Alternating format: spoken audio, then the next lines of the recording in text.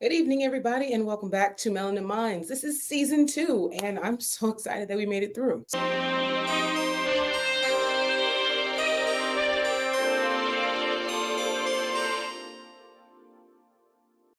So, welcome to Melanated Minds, empowering Black women creatives in the comic book and manga space. Your number one podcast to get to know all the amazing Black women that live in this space. And this podcast was born from a crazy idea that I put off for 3 years and finally did. And you know what? I'm so glad I did it.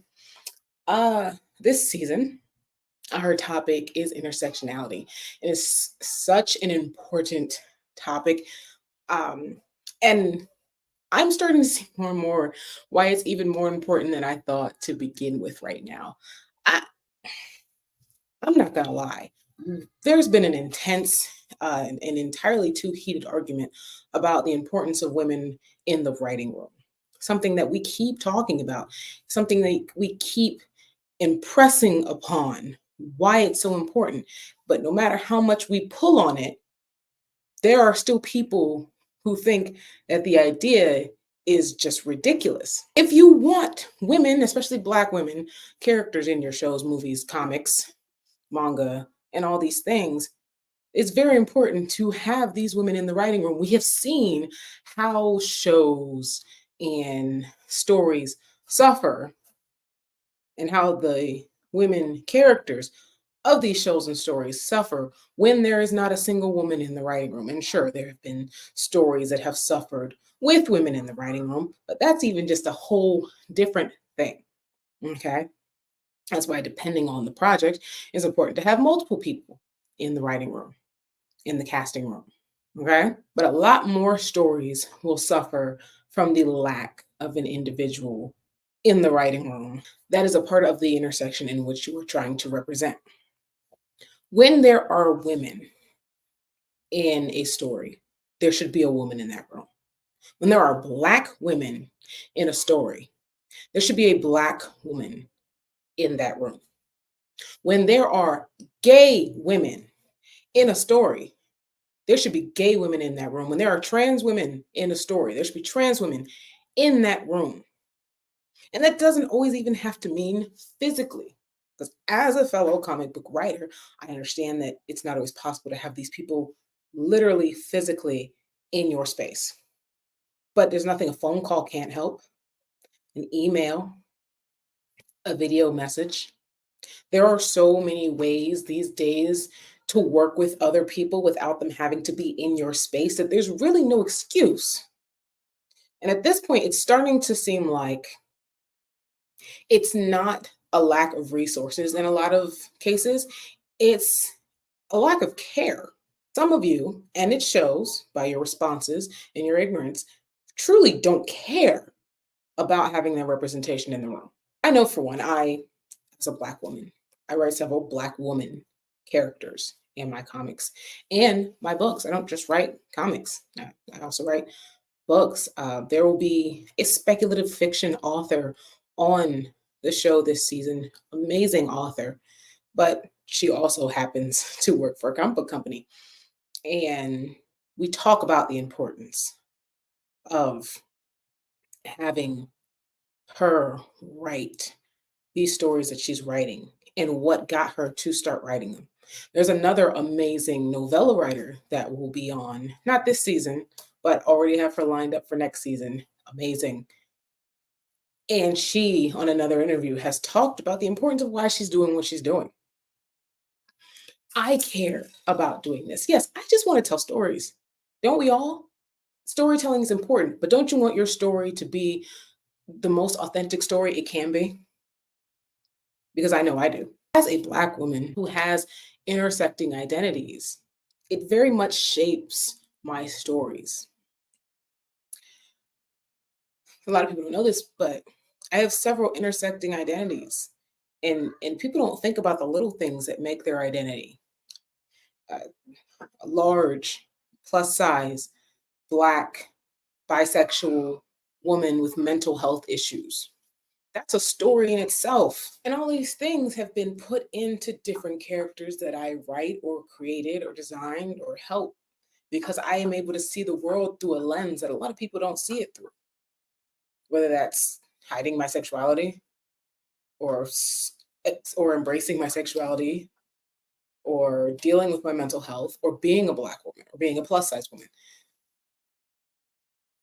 Like, Black women, that puts me really down close to the bottom of the barrel with all those things. Straight passing is helping, but not always. So being a Black woman influences my creative process. It influences the themes that I put into my stories. It influences the topics that I put into my stories. When it comes to, of course, my baby, my story, and money, it influences a lot of things. This is a 17-year-old girl battling with her mental health. It's not at surface level, but she's battling with her sexuality. There are things she can't say out loud at home because she knows what will happen. It's how you shape a story. It's based on experiences, true experiences that you've had. So that's a huge influence. Another character that I write that a lot of people might be familiar with, Shamika the Great. She deals with a lot being a Black woman in, a more professional space. And it's not to say I've ever worked as a scientist. I've talked to a couple, heard from a couple. I've read articles about a couple. And you know what? Because I care enough to actually do the in-depth research.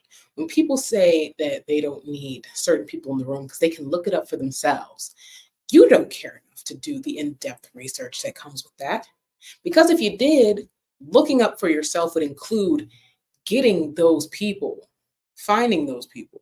In your research, are you going to find peer-reviewed articles? Are you going to find articles that have been written by whoever the kind of person is you're looking to write about?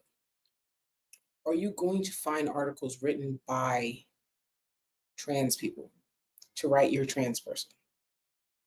Probably not. You have to look really deep to find those. You should talk to a trans person. Ask them what they go through in life on a daily basis. I know Marcus Prime on Instagram writes a lot of really funny little comic strips. They're honestly amazing. If you know Boo and Bra, right? And a lot of them are from Boo's perspective, and occasionally the newer characters that he uses more often now, which aren't newer characters, but they're newer in comparison. And a lot of women are always like, hey, how do you know what I'm dealing with? And you know what he did? He talked to women. He said, I know women in my life who are dealing with these things. And so he went and he talked to them. He got insight. Why? Because it has always been important to him to properly represent the group that he is writing about. He writes gay men now too. He has gay men friends. Granted, Boo is bisexual, but he has gay men friends, and he asks them questions. He probably gets input from them, or at least got input from a lot of them when he first started some of these, as he was writing before he would post them, to make sure it was accurate. Bruh cares about his audience and his subject matter. And you can clearly see it both in the work and in the comments when people get combative. That's what it looks like when you truly do care, when you put in the real research to learn about what you're writing about. Because when you don't care, you get stuff like, nah, it's my story. I'll write it. I don't need nobody's input. And honestly, that's not even how you write stories in the first place. That's why we have editors. Like I said earlier, my identities are very present in my work, especially in mine, and where she's literally me at 17 years old, battling with the different sexualities, with mental health, all that stuff. And you can see it reflected in there. You see what she's going through. It may not be easy for certain demographics to understand, but I know that a lot of one demographic has tended to understand, and they're all the same demographic. Now, what would it look like if a man was writing this story with literally zero input from any Black woman? And to make it broad, any woman, any person who has struggled with sexuality or mental health. let's say a straight white man decided to make this story about a young Black girl who is struggling with her sexuality and is struggling with mental health. And on top of that, that straight white man hasn't had to deal with any of the large mental health issues that we deal with. Because everybody had to deal with their mental health at some point in time. But we don't all deal with the same stuff. So his mental health is very surface level, straight white man. Do you think that he would write that 17-year-old Black girl the same way that is relatable to other Black women who have been through that? The answer is no. There is no alternate opinion here. Sorry, not sorry.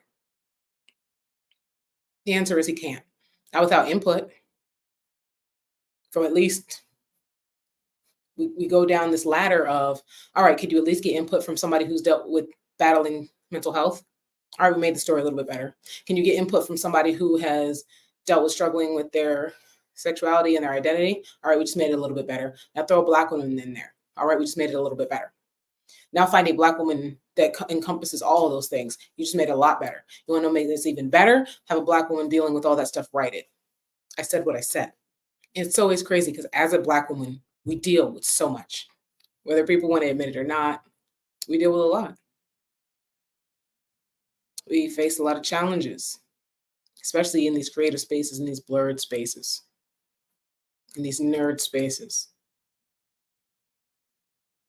People saying to our face, there's not enough of you. So then I shouldn't bother trying to find somebody to help me out. You don't need a writer. You need a friend, a mom, a sister, a cousin to just, like Marcus, show you, tell you, so you can write it a little bit better with a little bit more understanding if you care. Staying resilient is not easy, especially when you struggle with mental health. It's not. The barriers, the biases that are put in place, they suck you dry. They drain you mentally and emotionally a lot of the time. And it's not always easy to get over them. But we do. We do. We have our ways. We enjoy our work. We love what we do. We surround each other with love. Just about every Black woman in this industry I've connected with, whether it be through this podcast or through something else, has shown nothing but love and support. And I think that's a big way that we all stick together. You will hear from women that I talk to on this season who talk about the support that they have from other women in this industry is crucial to how they get through it. And that's why representation is so important. For Black women specifically, representation is so important because we get to see that sisterhood. We get to see other women dealing with what we deal with every single day. We get to see other women push through. And so I am advocating for every Black woman in this industry. There's so many more than you know if you just open your eyes and look and pay attention. There's so many more than you know. And that's what this platform is for, right here at Melanin Minds. This platform is here to uplift Black women creatives in the comic book and manga space. You don't have to like it. You ain't got to watch it. And believe me, we will be okay.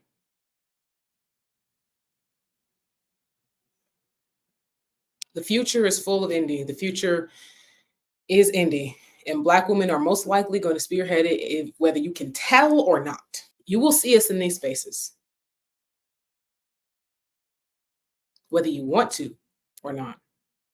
Whether we're behind the scenes or in the front, Black women are here. And we're writing amazing things. We are making amazing things. We are creating amazing things. And we're all doing amazing.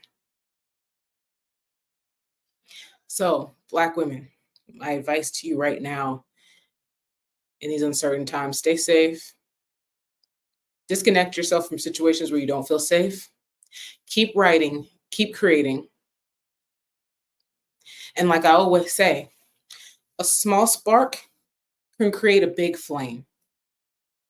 And I'm going to insert a piece from the first season for the Creative Challenge right here to go out on, because it's the same as it was season 1. And I want some people to really jump in here and do this creative challenge this season. It's my fault for it not happening last season the way it could have, and not as big as it could have, because I didn't promote it as much. This season is going to be different.